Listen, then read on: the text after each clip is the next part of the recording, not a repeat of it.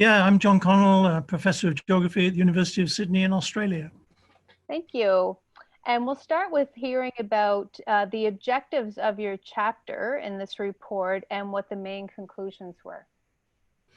Yeah, my project was really to provide an overview of what is happening in small islands, particularly in terms of tourist development, how islands can benefit from better management of tourism, how we can balance economic issues concerning tourism with social and environmental issues, and how that varies from place to place. And ultimately how islands can benefit more from tourism and can achieve some kind of sustainable tourist development.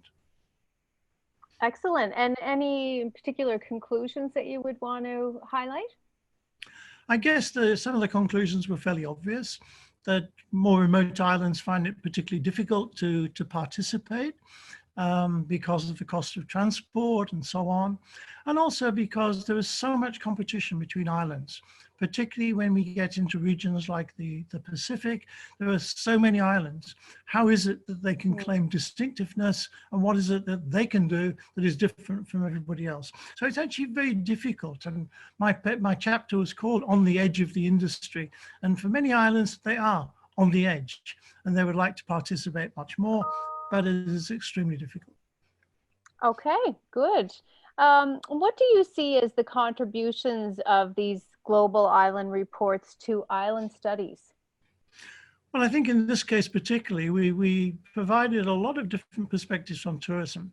It gave opportunities for tourist managers, for businesses, for academics to see the different kind of possibilities that exist, and therefore the different kind of possibilities that may contribute in the future to tourist development in the Asia Pacific region, and with particular reference to generally to the small islands, but indeed islands as big as Bali, as big as Hainan, and so on.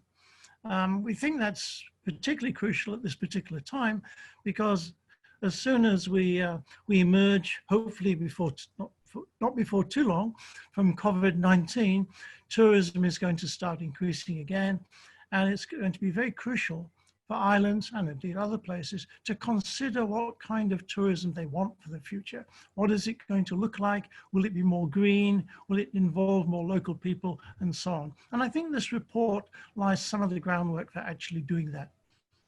Excellent, timely. Okay, our final question then. Do you have any suggestions for future reports? Well, there are always things to be done. We could be thinking in terms of islands, particularly about fisheries. Fisheries is crucial now, particularly as environmental changes are occurring and climate changes are occurring. What are the future of fisheries? We could be thinking about healthcare in islands as they are challenged by remoteness, and that's particularly relevant when we think about the present epidemic. So those are two quite important issues. Another one which is becoming more and more significant on many islands is simply urbanization. It seems strange in some ways for small islands to be puzzled and worried by that, but it is a crucial issue going into the future.